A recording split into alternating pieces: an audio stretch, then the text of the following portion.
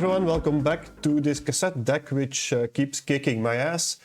But before we get into that, a small service announcement. I'm working a bit on my video setup.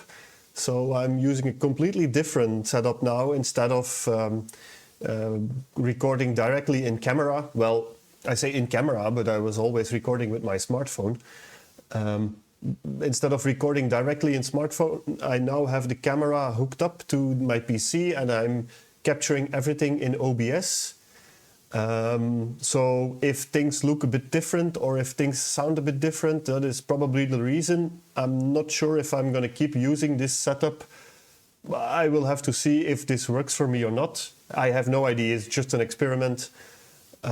Could be that this is just a one shot. If it annoys me too much, I'll go back to the classical way of filming. But, well, let's see. I mean, the advantage is that right now, with this setup, I can just simply put the scope on the screen if I would need to. This is a live view of the oscilloscope here. As you can not see, it has probably crashed, or what has happened here. See, so there we have the parallels already. Failed to capture, that's nice. Okay, no idea what happened. I'm using Easy Scope X. It's not super stable. But what I wanted to say is, see, it's a live view of the scope. So that might be nice when we are aligning things, if it doesn't keep crashing. Otherwise, I'd have to use a different approach. Another thing I can do is simply put the service manual on screen. I have here the service manual for this cassette deck. So when we are doing some adjustments or when I need to show something in the schematic, I can just simply put it on screen now, which is also convenient, or both at the same time, so that I can have alignment instructions and the scope at the same time on the screen while you are still watching the video. Now, for the moment, I'm still only using one camera, so I don't know if this setup works for me, and if I'm really enjoying making videos like this, I might add a couple more cameras. Well, a couple, let's start with maybe one. I would like to add a top-down camera so I don't have to start moving the camera all the time. But for now, I don't have a top-down camera yet, so I now need to adjust the camera to get you a shot here on what I'm doing here, because to get back to this cassette deck, I kept having issues with the wow and flutter. I kept having dropouts on the test tone. I don't know really where it's at, so I just dismantled the whole thing again. Well, took out the mechanism again and opened up the motor. And that was actually quite easy. You just have to pop off this cover plate. That works pretty well. And then here we have the motor. Now it's stuck in there because these pulleys, they are pinched on the motor axis. You can take it off, but I'm not going to do that. I'm going to try and desolder this PCB. See if because I see some capacitors, a transistor, probably it needs some cleaning and lubrication on the inside, so that's what I'm going to do now. Okay, so here we have the motor. And I believe that this PCB is soldered in place or soldered to the motor with these two big solder points. So I'm going to try to unsolder these. Now, I'm not sure if that's going to work. It also doesn't want to... Okay, let's put it like this. Now, to be fair, I might be getting a bit ahead of myself here, because I'm not really sure that the issue is here with the motor. Could also be in the electronics, in the circuitry. Should have checked that before I took the motor out, actually. It could also be in the something to do with the belts. Yeah, that is coming out. Now this side.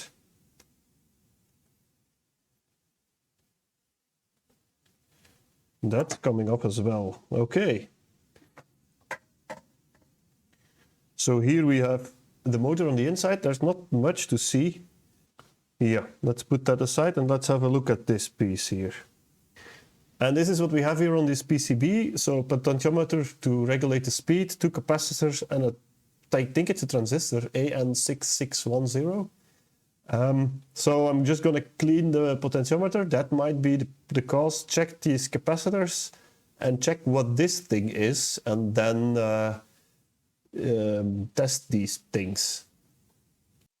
And yeah, it is indeed a transistor. This AN6610, it is mentioned here on Radio Museum as a motor speed controller. And you see here there is a schematic where it is drawn with a 4.7 microfarad and a 10 microfarad capacitors. The ones that I have here on the board are 10 microfarad and 3.3, so that's pretty close. There is also here this RS, that's the potentiometer. So yes, I guess that is indeed the correct transistor. Okay, so this one is a 10 microfarad at 16 volts.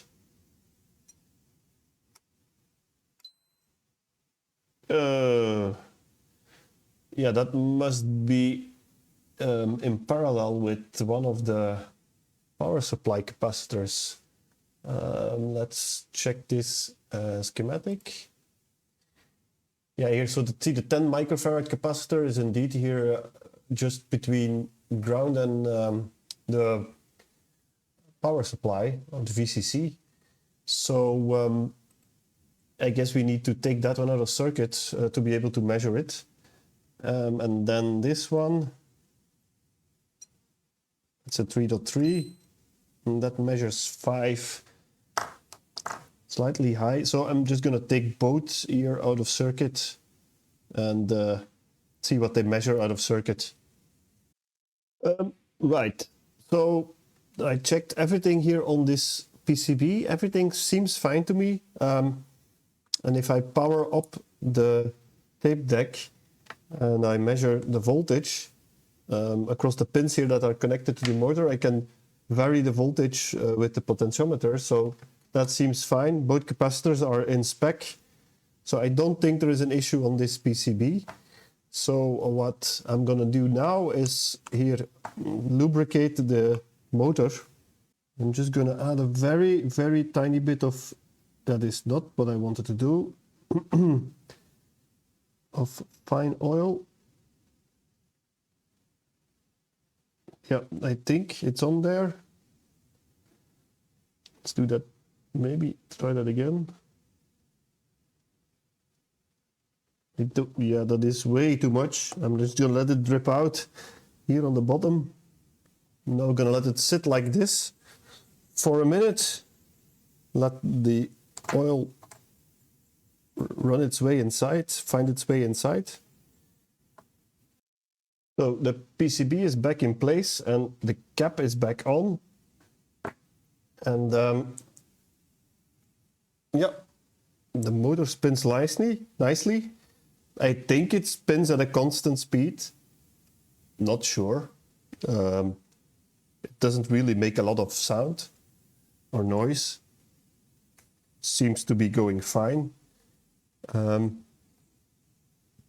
think I'm gonna put it back into the mechanism, put everything back together, and then we can check again if we still have wow and flutter. And if we do, then it is either the belts, or well, it's still the original belt that I have in here. So then maybe I need a new belt, or it's in the electronics. So that's the next thing we're gonna check to see where that issue resides. Well, okay, so I have the mechanism back together. It's not in the chassis yet. It's just sitting on the bench loose here. But yeah, since I only have one camera, you're only going to see the wow and flutter meter. I just aligned the speed before I started shooting here, and now it's again slightly slow. Or it's slowing down. The flutter itself seems very acceptable. Let me just try to adjust the speed here again a bit.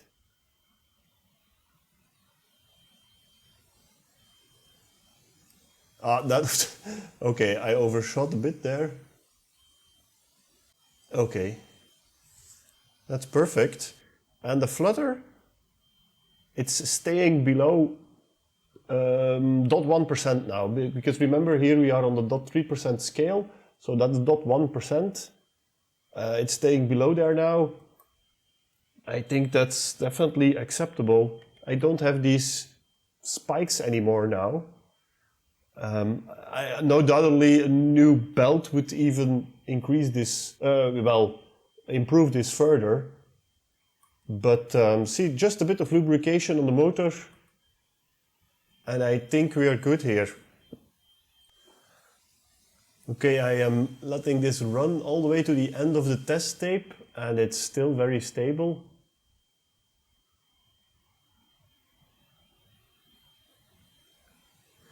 Might be that it's now speeding up a bit towards the end of the tape. Not sure. Yeah, that's the end of the tape. I'm gonna flip over the tape. Well, I think that's pretty good. It's definitely a lot better than it was before. Let me put the mechanism back into the chassis, and then we can do the alignment. Okay, here we go. First of all, the head position, that's the first thing they mention here.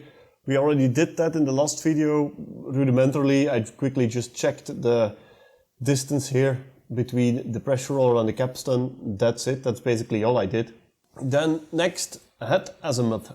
So first of all, they say here to balance left and right channel output. And they say you need to do a setup like this, where you connect the cassette deck to a multimeter, and then the output of the multimeter, so both channels, and then the output of the multimeter to the oscilloscope. And then you should max out the signal by, changing the position of this screw. I'm not gonna put the multimeter in between, we can simply use the scope for that, I assume. I don't see, honestly, why you need the multimeter in here, but okay. They say play the azimuth test tape, 8 kilohertz. Now my azimuth test tape is 10 kilohertz. Doesn't really matter. I'm gonna use that one. And the screw that I need to adjust, I need to find the screwdriver that I think will fit, is over here, just below the door. It's one of the screws of the head, basically. So if I hit play, I hear nothing. That is the tape. The tape is at the end. Okay, great. There it is. Well,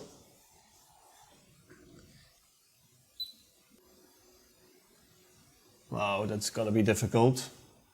Why is there so much noise here? Let me turn down the bench lighting, perhaps?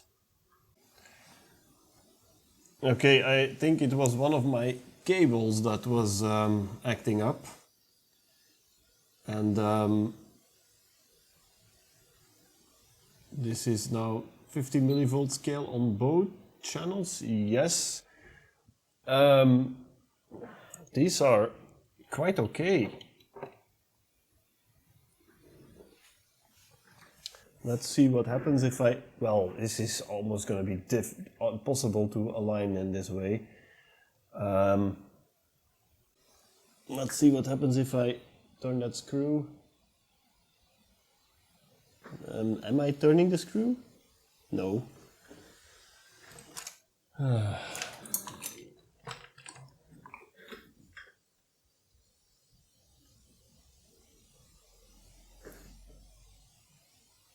Oh, now I am turning the screw.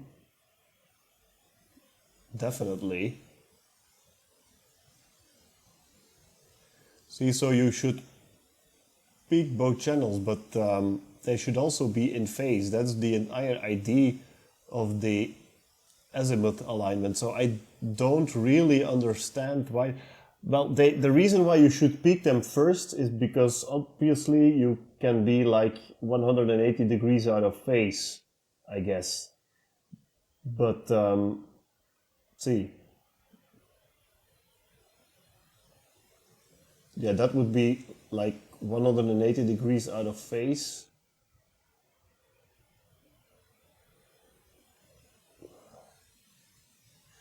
But I don't really see. They say here on this drawing you have a certain output level. I'm just going to put it on pause here for a sec. You have a certain output level, and then you are changing the screw, and your left channel will reach a peak, and then it goes down again, and after a while your right channel will reach a peak, and you should be somewhere in the middle, right? Your position B. But that's, I don't think that's what I'm seeing here.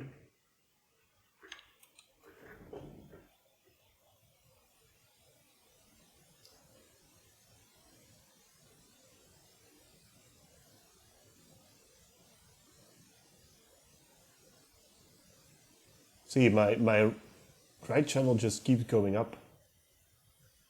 Or what is the second channel on the scope? That is, I don't remember which one it is, but I think that cannot be correct. This should be the correct adjustment.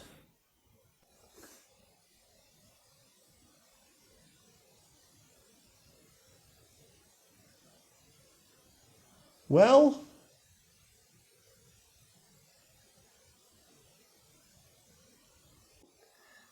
so this is how I normally do an azimuth alignment. You just put your scope in XY mode, and then you should have a straight line.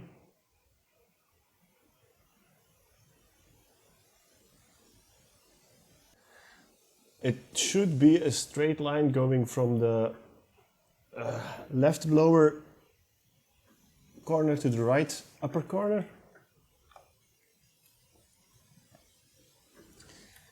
My cassette is again has run out, so I'm just gonna turn it over again. But you see that it has been peaked incredibly, so I think, was this then so out of alignment?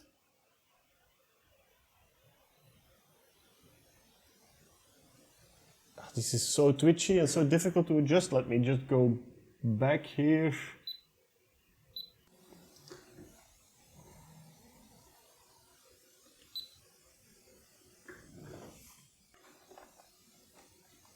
These cables are utter crap. I didn't buy them on AliExpress or anything. I bought them in a local electronics shop, and they are just crap.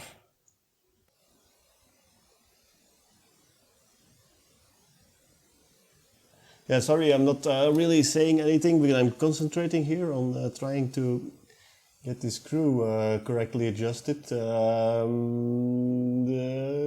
I think that's more or less it. I think that looks as good as it's gonna get. Now you do have to keep in mind that the higher your frequency you're using on the test tape, the more accurate it's gonna be, but also the more twitchy the alignment is gonna be. Okay, that looks pretty okay. Oh, that was yeah, I think I am nitpicking here. I mean, if I am correct, then it was so far out of alignment that this is going to make a huge difference. Okay, let's play some music and see if that really made a difference or if I've just made things incredibly worse.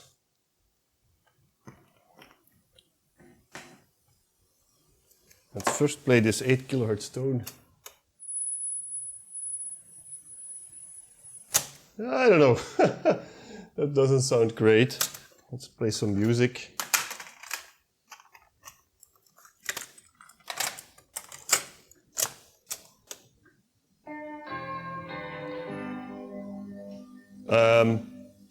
That sounds really good.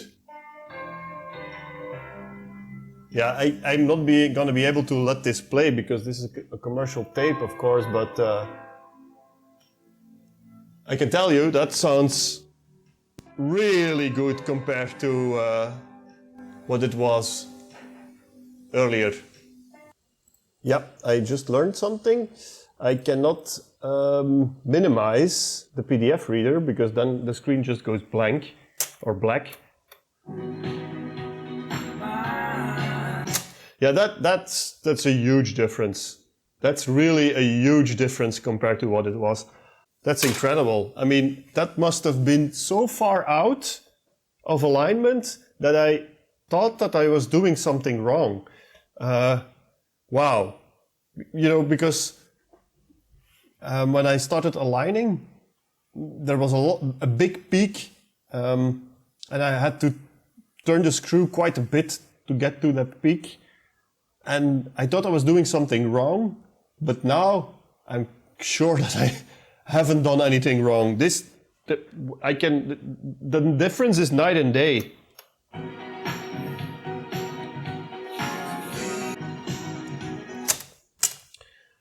Let's take here this tape with some recordings from the radio, I guess.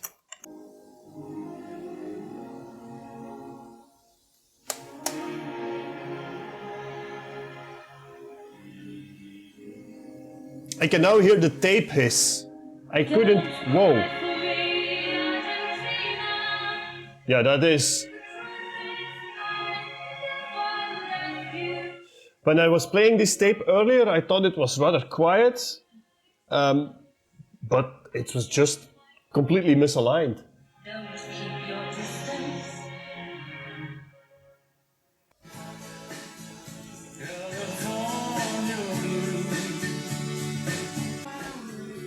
Yeah, of course, I cannot play that for long, but I think that made a huge improvement. Tape speed, we just did that. I can double check on the scope and see. Let me just connect my crappy cables again. Let's generate a lot of interference again with these crappy cables. Right, now let's take the previous test tape with the 3.15 kilohertz tone, and again, lots of interference from my cables. There's so much interference that I cannot even. Yeah, now I don't have a signal anymore. Oh, the tape is finished. God. The joy of aligning cassette decks. What a joy. Well, you know, let's take only one channel. And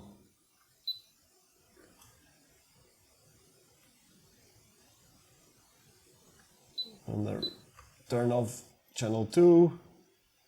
3.18. That's fine. And then we get to the frequency responses. I'm not sure if I will do anything for that. In any case, it's quite late here and I'm getting a bit tired. So I'm just gonna read a bit these alignment instructions and then maybe I will continue tomorrow. All right, so we are a couple of days later. I haven't been able to work on this thing in the past days because I haven't been feeling really well, and also the heating system. I had some issues with the heating system, but I'm feeling okay now. The heating system is fixed, so the temperature is still again acceptable here in the workshop, so we can continue. Now for the frequency response, that's what the next step was in this service manual for the alignment. I've been thinking about this and I'm gonna do it a bit differently. So I have a tape here, and this is a test tape which has different sets of frequencies. So the idea is you have one reference frequency, which is in this case 315 Hertz, and then you measure the voltage, the output voltage of this reference frequency, and then you have a range of other frequencies, and then you measure all the output voltages of all the other frequencies, and then you can calculate the dB loss or dB gain compared to these voltages that you measured compared to the reference frequency. But instead of having to measure everything and note things down, I'm gonna use my oscilloscope to log the measurement basically.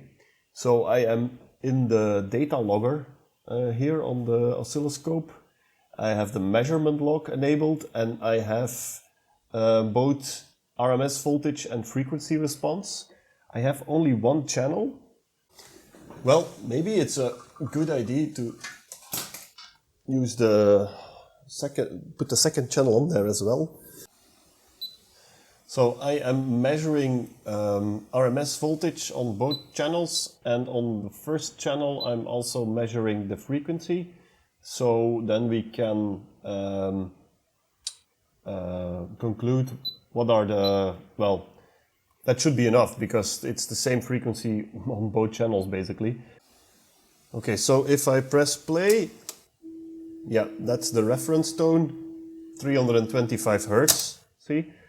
I did put a high-pass filter on the frequency counter. I don't remember exactly where the setting is, but that was to make the frequency counter more accurate. Otherwise, it started measuring in the 100s of kilohertzes, and well, that's not relevant. So now let's go to utility, data logger, measure logger, and now we can basically log all the so the things that we just configured to be measured. See, they are on the scope here. So you have RMS voltage for channel 1, you have a frequency for channel 1, and then you have RMS voltage for channel 2. They will be logged here as soon as I press start. So now I can just play the tape and hit start. See, let's first play the tape and let's hit start. And see, now it's logging all the data, and we do not have an RMS voltage for channel 2. We have no RMS voltage for any of the... What is happening? Just gonna stop. I'm gonna stop here as well.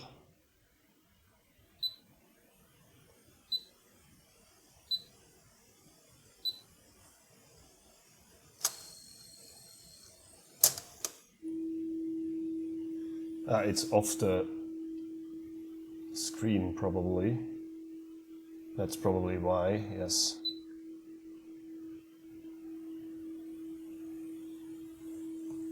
Okay.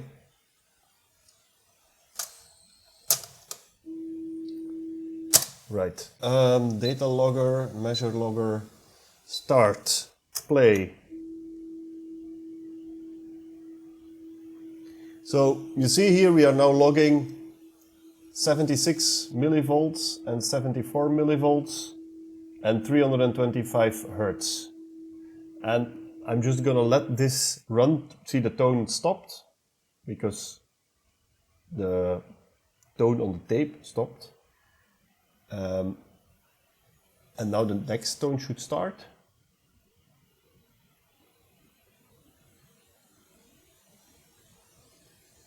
That might take a while.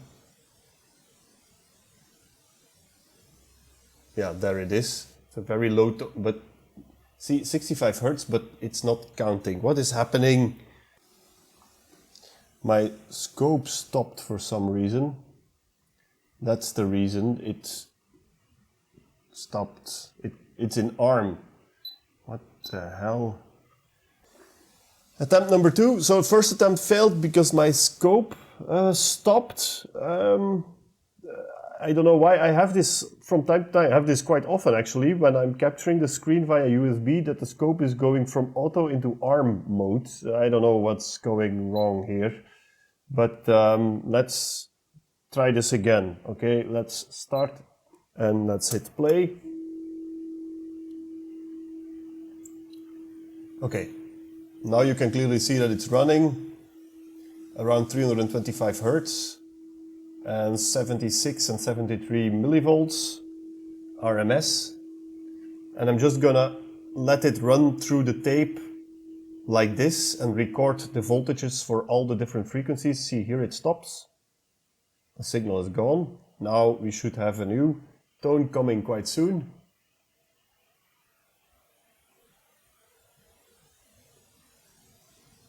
Come on.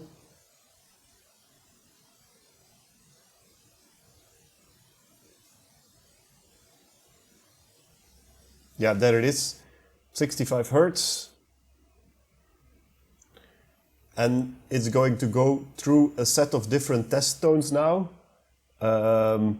ranging from, well, 65 Hertz all the way to 15 kilohertz, maybe 20 kilohertz. I don't think we will hear 20 kilohertz anymore, but let's say 15 kilohertz. So I'm just going to record all these tones now, and then we'll look at the results when it's done.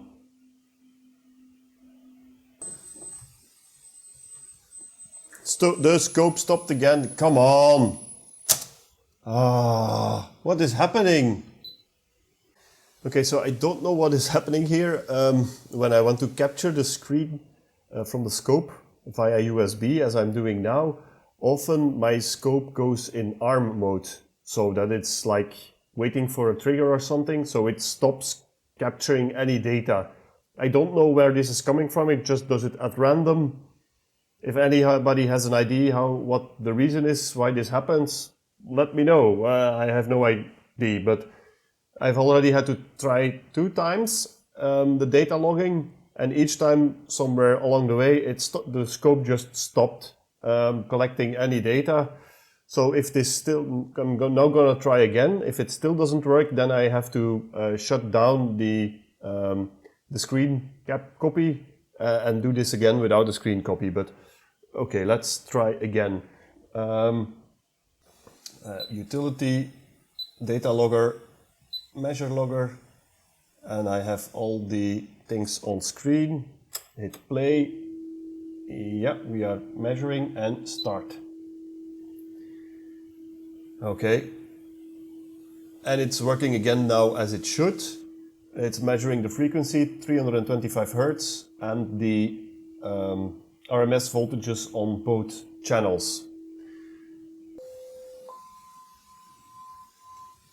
And again, it stopped. See, again, it stopped. I don't know, I don't understand. I don't understand. Okay, so now I set the trigger to normal, not to auto. So I hope that fixes things. Again, for the 4th time.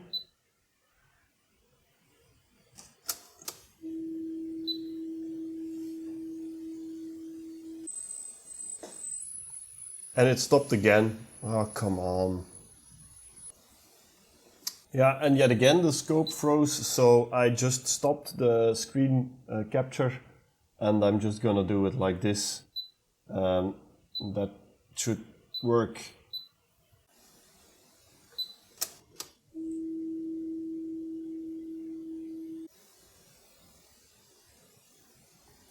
Okay, we are done. And wait, now I can restart the capture again. See, so here you see what we measured. So the first thing at the beginning here, that's the reference tone, and then here there is a bit of silence before the actual tone starts, I believe. And then you can clearly see here that it's quite linear up until over here it starts dropping off. I noticed the first dip is around 6.4 kilohertz and then 8 kilohertz, and then it goes downhill. Now I'm just gonna copy the data here and then save as save to external as CSV, save.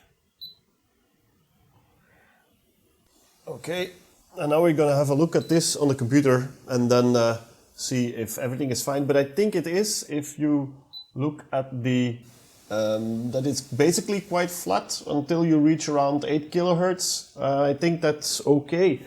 You see that here as of, what is this? 5 kilohertz, 6 kilohertz. We are allowed to go, it is allowed to go a bit downhill, let's say. So below 5 kilohertz it should stay below -2 dB, but then it's allowed to go a bit. So let me have a look at this on the computer and I will report back when I have the results. And the results are in. So here I have the measurements. Unfortunately, it didn't save which was the left or the right channel. I think this is the right channel, that's the left channel, and in the center we have the frequency. So as you see here, the reference frequency 325, and then here we have all the measurements for all the other frequencies that were on the test tape. I took an average of both channels because, well, we noticed on the scope as well, they were quite similar. And then I calculated the decibel that we are out compared to the reference. And you see basically here it's totally flat until, well, 6.5 kilohertz. Here it's almost completely flat and then it starts dropping off. At 8.1 kilohertz we are 2.7 dB low, which is still acceptable because here at 8 kilohertz, see, we can go until, well, what they say here basically. So that's more or less still the spec, but then I think we drop off here a bit too fast. At 10 kilohertz we are 5 dB low, 12.5 kilohertz we are 9 dB low, and they say you should only be maximum 4 dB low. So there we are dropping off a bit. Now, how critical is this? You also have to take into account that the test tape I'm using here is not a chrome tape or anything. It's a normal tape. We have all the, well, drawbacks of my hobbyist measurement equipment. I think we also need to take into account that the head is, let's say, 40 years old, something like that. So I think this is acceptable, especially since it's nice and flat all the way until, let's say, 8 kilohertz. That means that there is not really anything wrong with the electronics. It's just a, well, limitation of the head, I guess, at this point. That took me a long time just to figure out how I was going to measure this, and also figure out then struggling here with the scope to get everything working. But at least we now have also black on white some proof that the thing is working well and that my ears were not deceiving me, that it was actually sounding pretty great. So that was finally the, where was it? Here, the playback frequency response. Now it's time to do the gain, but if you're noticing, I'm now sharing my entire screen, it's already 11:30 here in the evening. I think I'm gonna call it quits again for today, and I'm gonna continue this tomorrow. I don't think there is a lot more to do. These next ones, should be a bit more standard, so we need to calibrate the gain, the erase current, that should also be pretty simple. Then they do here a very extensive explanation again on overall frequency response. I am going to skip that. And then there is the gain, the calibration of the meter, and Dolby noise reduction. Alright, we are a couple of days later and I'm gonna continue here. Let's do the playback gain next. Now, they do make it sound pretty simple. they just say put in the test tape, measure the output level at line out, and then for both channels you should measure 400 millivolts plus or minus 1 dB. And if it's out, then you can adjust with these two potentiometers. Now I do have a test tape to calibrate the gain or the playback level, however you want to call it. And that's this guy. It is a 315 Hertz test tape, but notice here it says 250 nanoweber per meter. That is the fluxivity at which this recording has been done. So we need to talk a bit about fluxivity before you can understand well how this alignment should be done. There is no such thing as 0 dB. 0 dB is just a standard or an agreement, let's say, that a certain amount of fluxivity on a tape, so the amount of magnetic flux recorded on a tape, is considered the reference amount, which is considered 0 dB. Now, over time, there have been different standards. The test tape that Technics uses here in the service manual, even though it's not mentioned in the service manual, you can look it up easily online.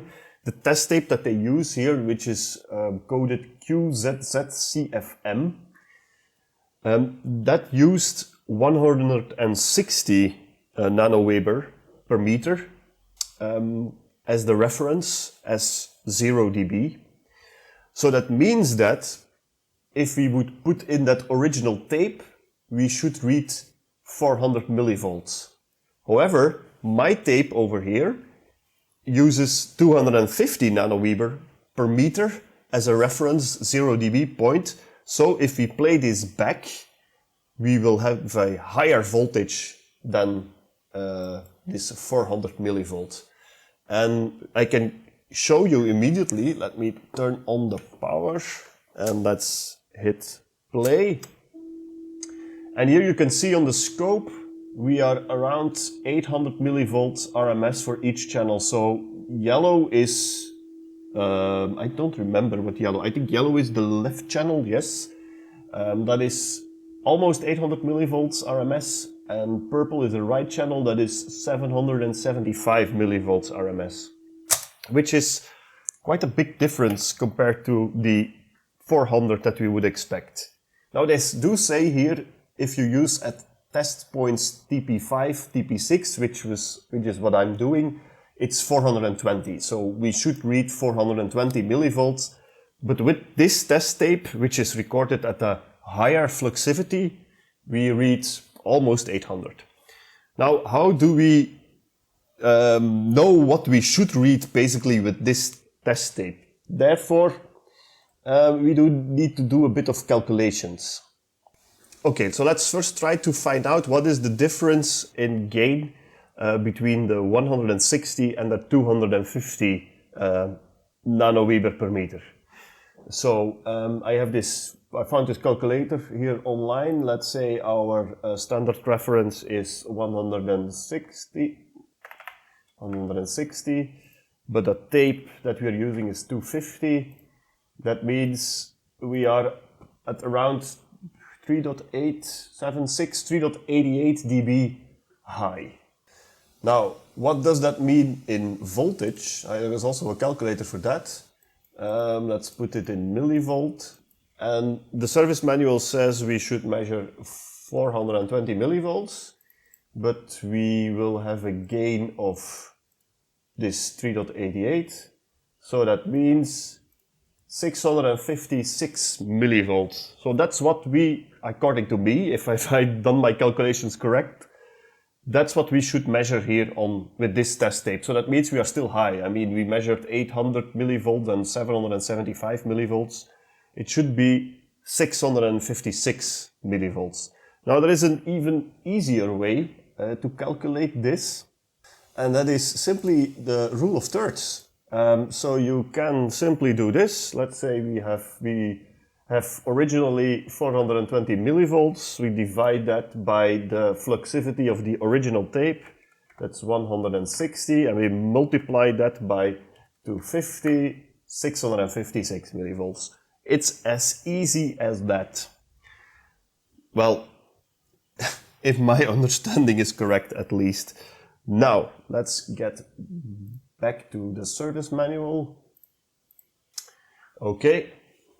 Now these two test points, or these two potentiometers for the left and right channel are these two guys over here.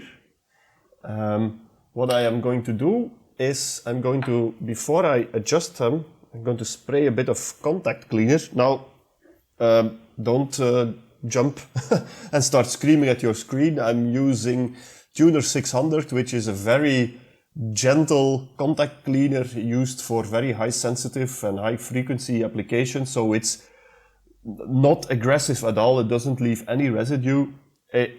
It's not a really good contact cleaner as a result. So I try to avoid using this. I only use it in very sensitive applications. And one of those is these open pot meters. They do collect dust and they can give some, well, bad contacts. But on the other hand, you don't want to spray some aggressive contact cleaner on there because that'll damage the carbon track. So I'm just going to put a bit of this on there before we do anything. Okay. I'm just going to wiggle about a bit to clear the track or clear the area of contact before we start adjusting.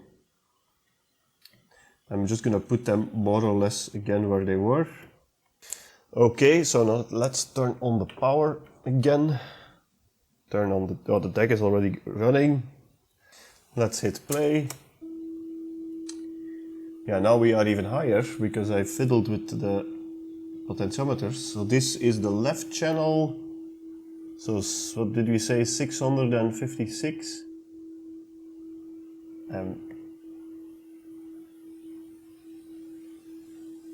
That doesn't do anything.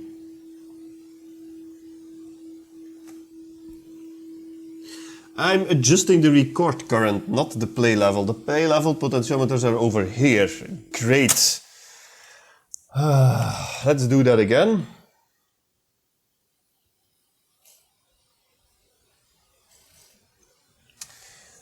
Yeah. Just next time, look twice before you do something. Well, this contact cleaner dries up very quickly, so it's almost already completely gone. Yeah, that definitely made a difference. Let's turn them down. Oh, this is, I'm adjusting the right channel here. 600 and, what is it, 656 was it, right? That is my calculator. Yeah, 656. We are almost there.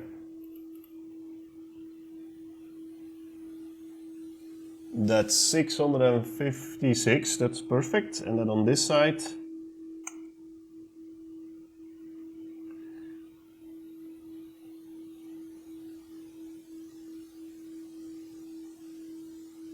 almost there.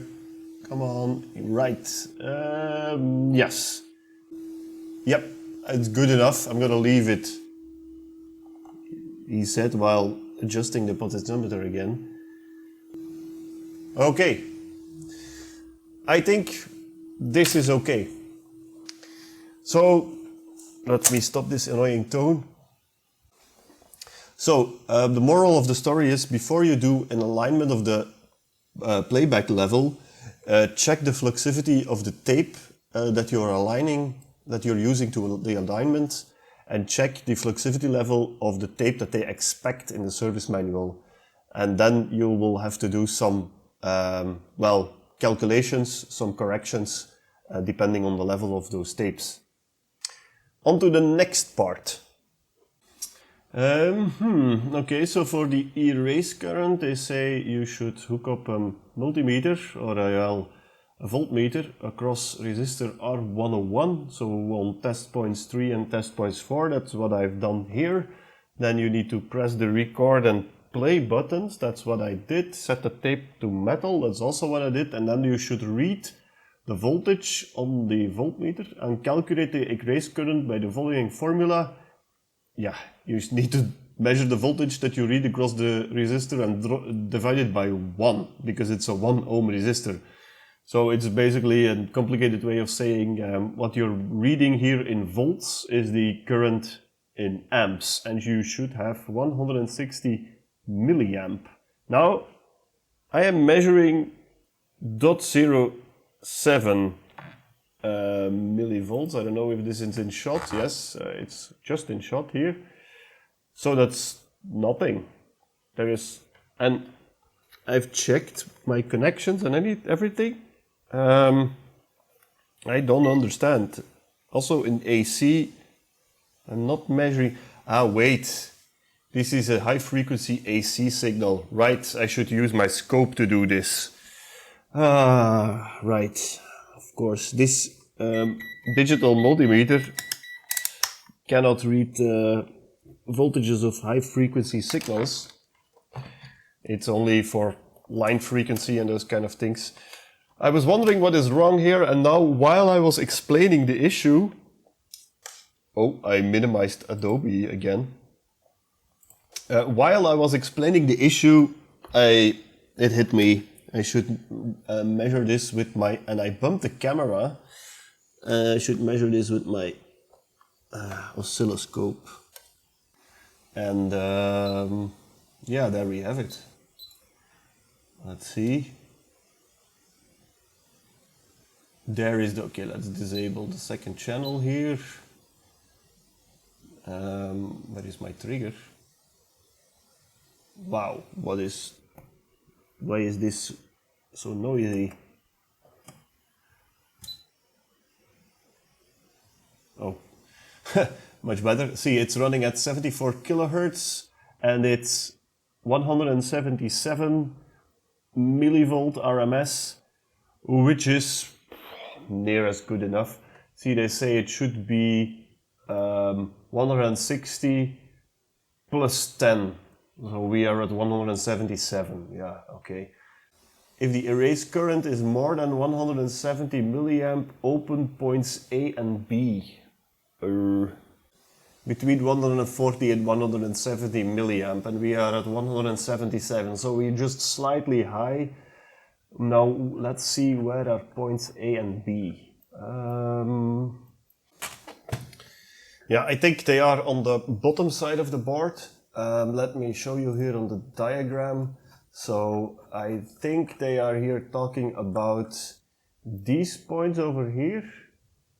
Let me see if I can zoom in, right?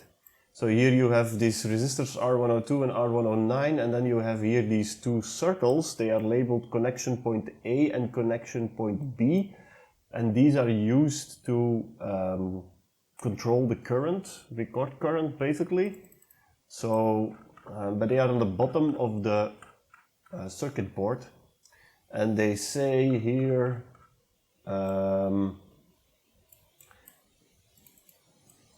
see, so if it is beyond the value, carry out the following adjustments. If the erase current is less than 4 above, if the erase current is more than 170 milliamps, open points A and B. Yeah, I'm gonna shut off the deck here for a second. I'm gonna turn this thing over. Let me go to full screen here. I'm going to remove the scope probe before I break it.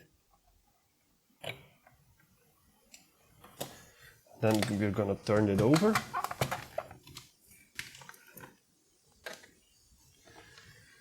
And let me zoom in.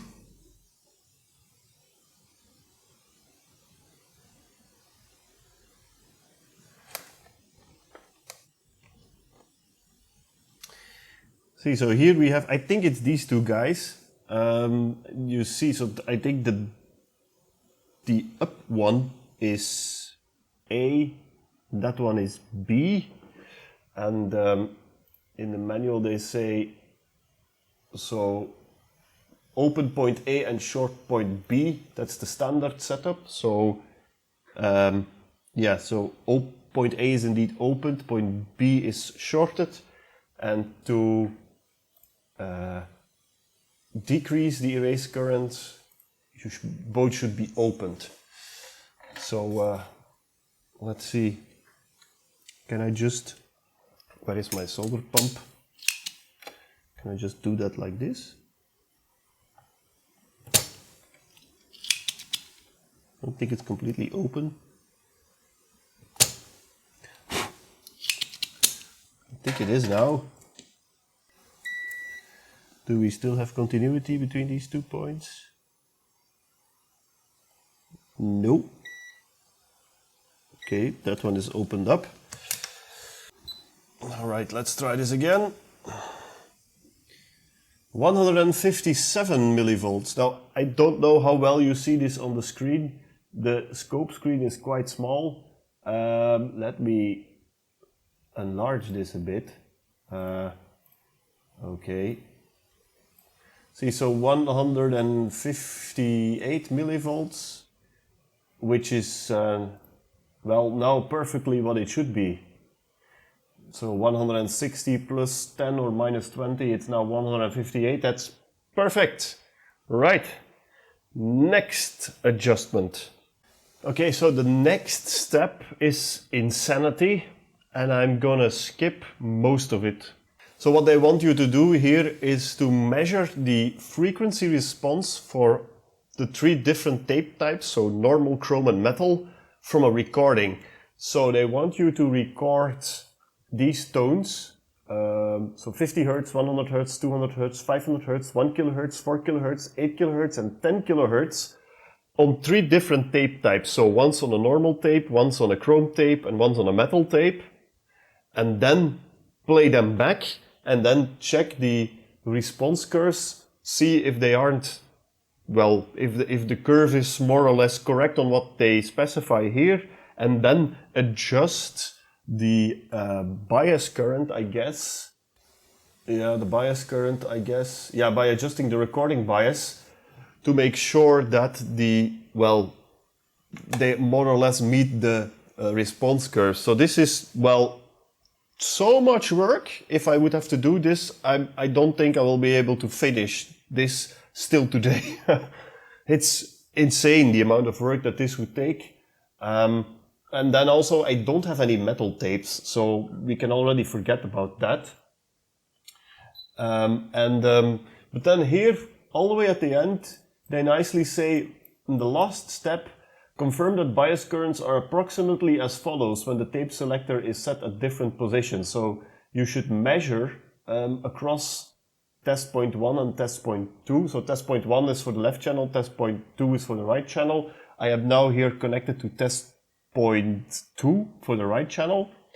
And then you should measure the voltage, divide that by 10, and then you get the bias current in amp. Should be 410 microamp in normal position. I am now in normal position, and as you see on the scope, I'm measuring 4.3 millivolt. So that's 430 microamp. So for me, that's more than good enough. In chrome position, we should measure 545. I am measuring 574. Good enough. For metal, we should measure around 800, and I am measuring 850. Again, good enough for me. Bias current for the left channel. Whoa, is that correct? No, my scope is again, wait, what is this?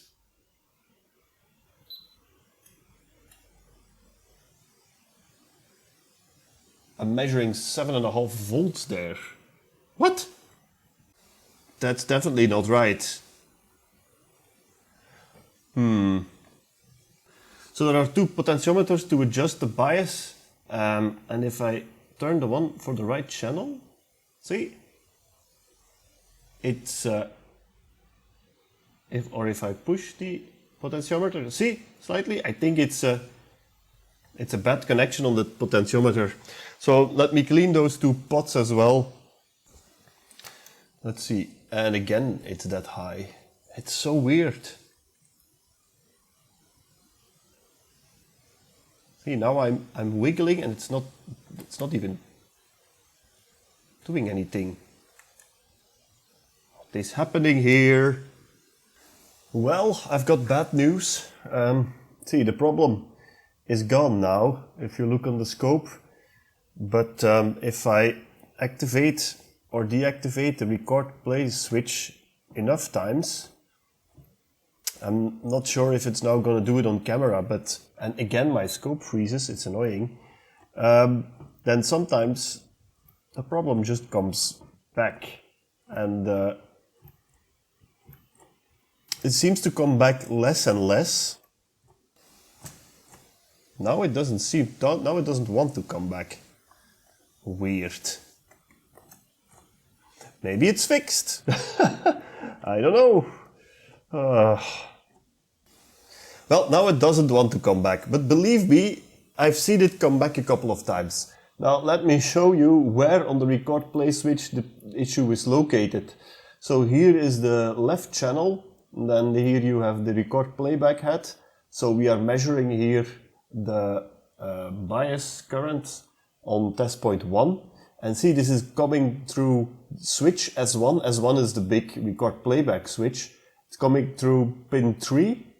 See, so it's shorting pin 2 and 3 together if you press this switch. Now, guess which part of the switch this is? Yeah, that's the contact that I mangled up in the previous video accidentally by closing the switch too forcefully. That's exactly this one. So, I'm afraid I need to take out the entire switch again. Even though now it looks like it's gone, but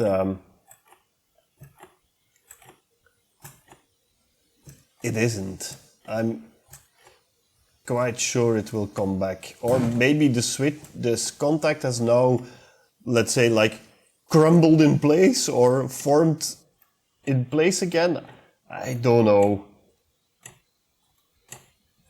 In any case, I adjusted the bias current and that is perfect now.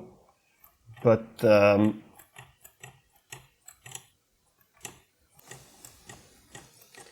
maybe if I can just work it like this a bit, then and not see it come back,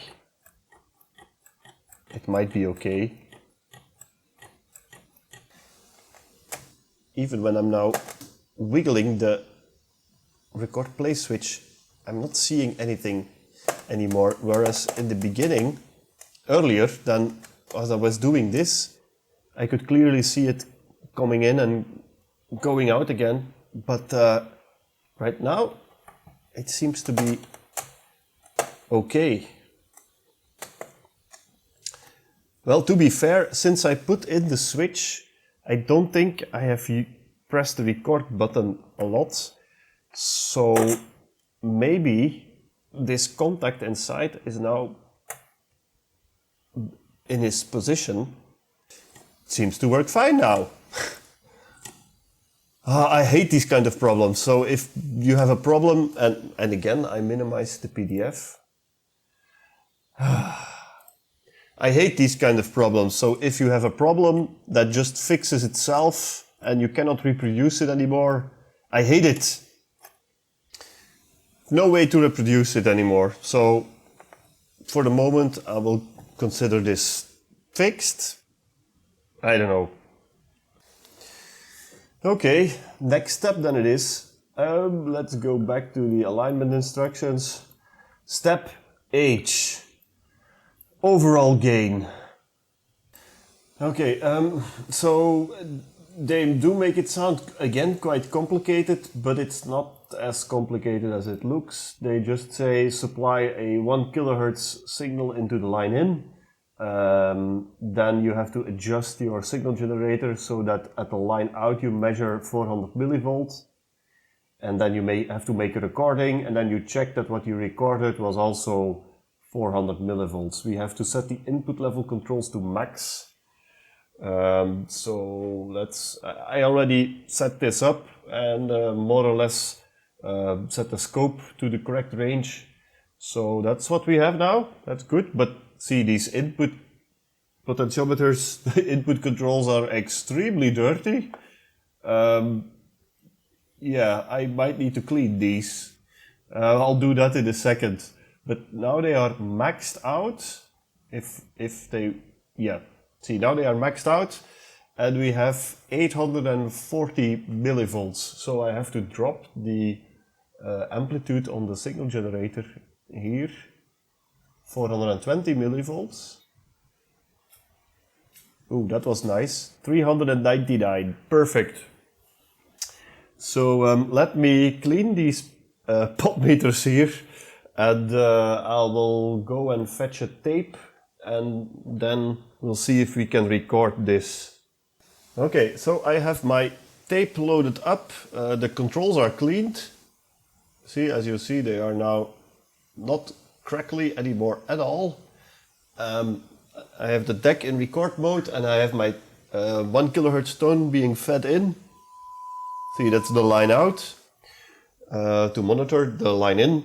And now I'm just gonna record here. Okay, it's recording. And I'm just gonna let this run for a minute or so, and then we can play it back and see what happens. Okay, so this now has been recording for a bit.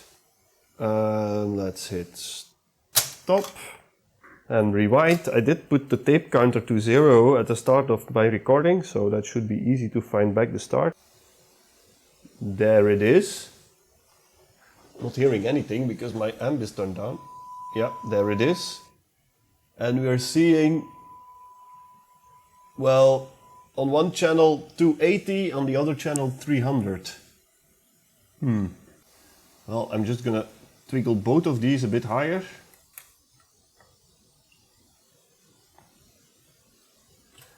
Okay, and then go back.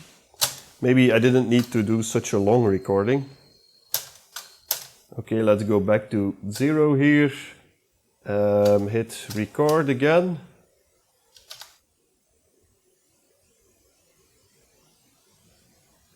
I'm now making a recording on top of the old one, or over the old one. Then we also know if the erase function is working.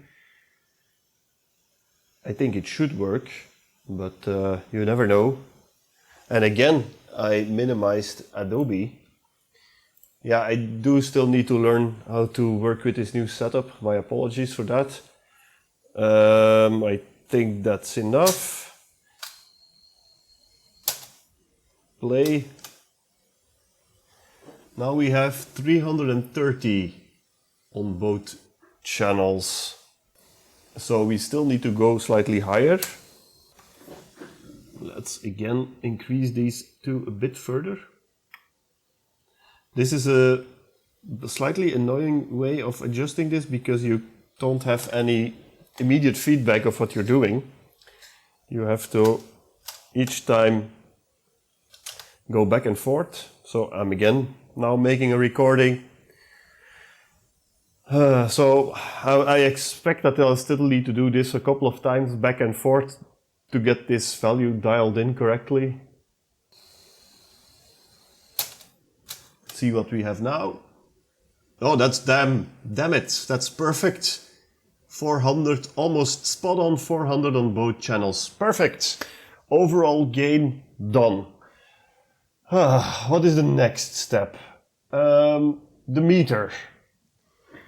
Okay, I think that one is fine, but let's go through it anyway. Okay, so for this one, for the meter, I'm going to show you the meter itself, of course. Now, I don't think there is much we need to do. There are two potentiometers here. I'm not going to show the PDF on screen because otherwise you will not be able to follow. So you have two potentiometers, one for the 0 dB adjustment and one for the minus 20 dB adjustment. So they say we should do the minus 20 dB first, but let me first show you what the 0 dB should be, because we should have the same setup as we had for the previous test. So we need a 1 kHz tone, and at the line out we need to have 400 millivolts. So if I put the tape deck in record pause mode, then you see on the scope that we have 400 millivolts, more or less. Is there a bad connection on my cable somewhere? Yes, there was. Okay, 400 millivolts, and they say in the service manual that with 400 millivolts you need to adjust so that the plus 1 dB segment lights up. See, so and that is basically what we have over here, because if I turn this adjustment, see, so there we go down, there we go up. See, so that's too high, that's too low. That is exactly how it should be. See? Now, this was not the correct adjustment because we first had to do the minus 20 dB. Now, I don't know what minus 20 dB is, so I again need to go to, well, I need to again calculate this with my calculator.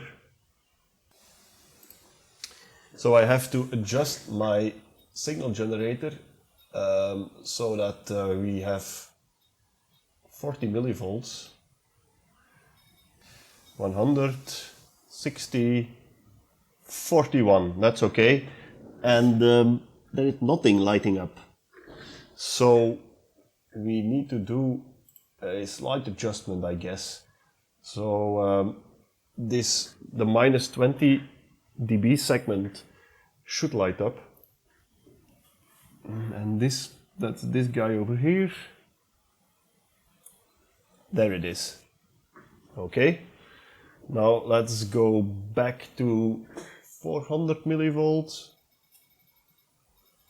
I think this was like 100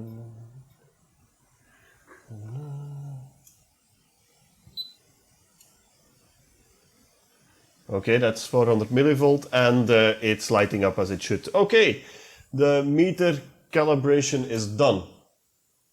Now, next step, and the last step is Dolby noise reduction. Okay. So what do they say here? They say place the unit in the record mode, set the Dolby switch to off position, that's what I did, and supply the line in a signal of minus 34.5 dB. That's very low. And then, yeah, to obtain that at test point 5 and test point 6, that's basically the line out. Frequency 5 kilohertz. So that is what I am supplying right now.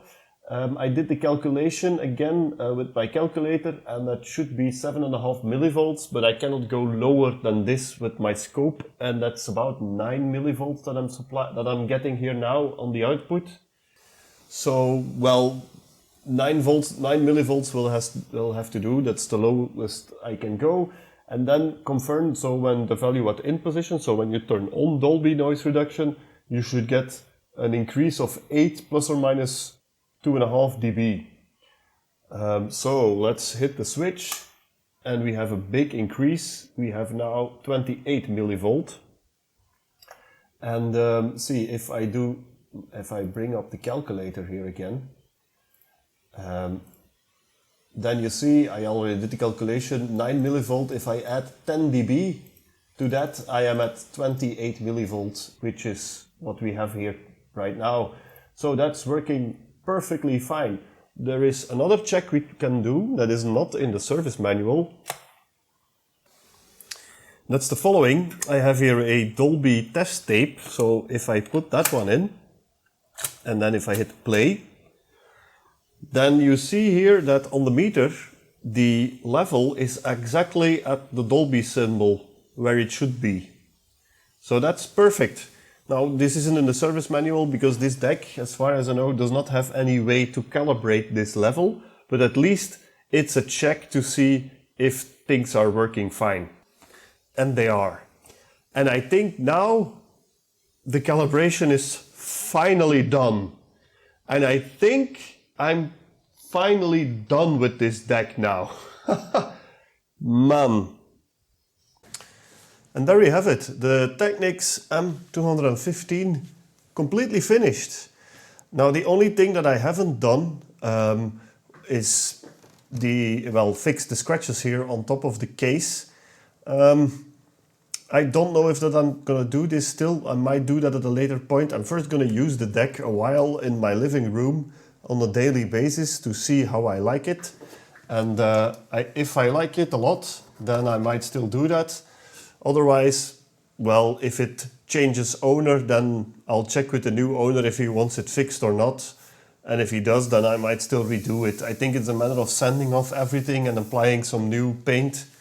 It's quite a bit of work, and if you're gonna stick it into a cabinet, then you won't even notice it. At least the front is perfect. Yeah, I'm really glad this is finally finished. Now, I just noticed, I already started editing the video. I noticed that there was a bit of background hum or hiss or whatever. That normally should be fixed now. I'm not sure. We will see. I changed some things on the microphone setup. That should be okay now. My apologies if that was annoying you during this video. Shouldn't be there anymore next time, I hope. I also have some new lighting here, which just arrived today, so hopefully will have a bit of better lighting in the next videos as well. Yeah, I'm really happy that this is finally done. I worked, how long did I work on it? I started in January, I think, and it's now almost end of March. So it took way too long, but well, I have some excuses, right? So I was a quite period that I was really too ill to work on this thing. And then when I was more or less recovered, the heating system here broke down. I was without heating for more than a week, so I couldn't work here in the workshop. So that's why this took a long time. Now there is only one thing that I already did, but I'm gonna still show you. I recorded some royalty-free music from the computer onto this tape, and then I played it back and recorded it back onto the computer, and I'm now going to, at the end of the video, I'm going to put it in as an example of how good it sounds. Now I will also in the description of the video, I'll put a link to the original song, so then you can compare how does the original sound compare to the recording, well, the recording of the recording, because I first recorded it on tape and then I re-recorded it back onto PC. But I'm really happy with the result. I mean, the deck sounds great. It's not a high-end deck, but it outperforms the low-end decks by a big margin, I believe. So obviously then at the end of the video you will get the demonstration, and I don't think there is anything left anymore for me to say. I think the video is already more than long enough. So I would like to thank you for watching. And in the next video, we are probably going to do something else again. I don't know what yet. You will have to find out together with me in the next video. So thanks for watching and see you next time. Take care. Bye-bye.